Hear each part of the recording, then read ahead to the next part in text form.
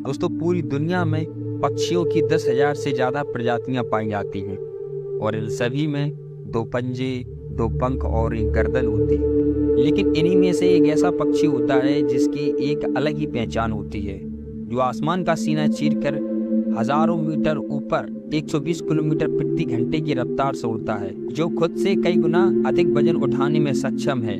इसलिए उसे पक्षियों का राजा कहा जाता है, द किंग ऑफ बर्ड, जिसे हम बाज के नाम से जानते हैं। और एक बाज इतना ऊंचा मुकाम हासिल करता है का कारण है कि वह एक कड़ी ट्रेनिंग और पुनर्जन्म के वजह से होता है। अगर आप भी इस दुनिया में एक मुकाम हासिल करना चाहते हैं तो एक बाज को बाज बनने तक का पूरा सफर जानना बेहद जरूरी, क्योंकि साथियों 25 से 30 की उम्र तक आने के बाद भी लोगों को रिस्क लेने से डर लगता है, लेकिन एक बाज के जीवन की शुरुआत ही रिस्क से होती है।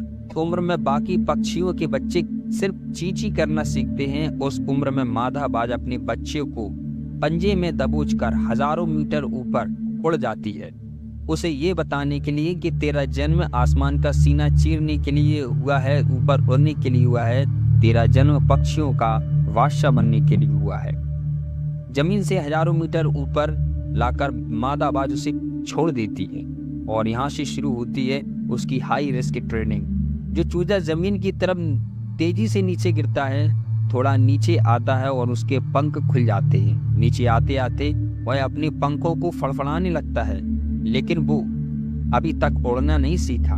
वो जमीन से कुछ ही ऊपर होता है, ऐसा लगता है कि कुछ ही सेकंड में उसका जीवन समाप्त हो जाएगा।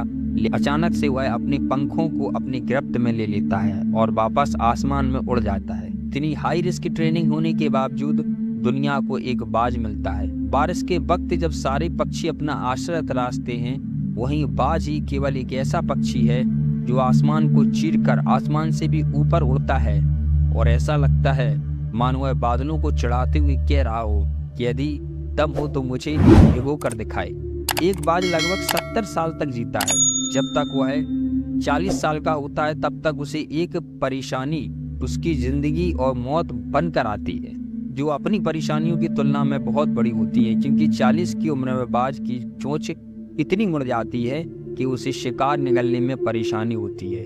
उसके पंख भारी हो जाते हैं और वो छाती से चिपक जाते हैं। उसका उड़ना मुश्किल हो जाता है। उसके पंजे लंबे और लचीले हो जाते हैं, जिससे वह शिकार को पकड़ नहीं पाता।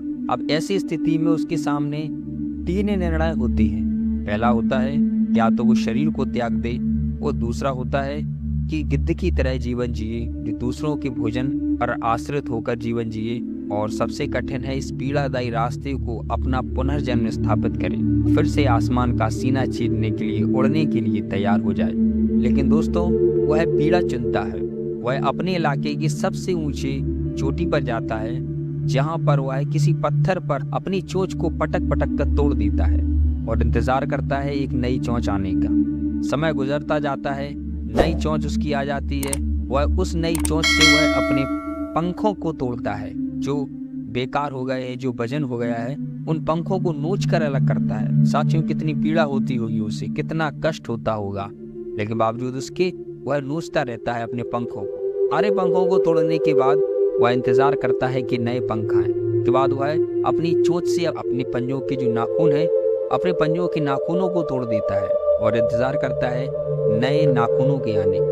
लगभग 150 दिनों का सफर तय करने के बाद बाज फिर से एक नया जन्म लेता है।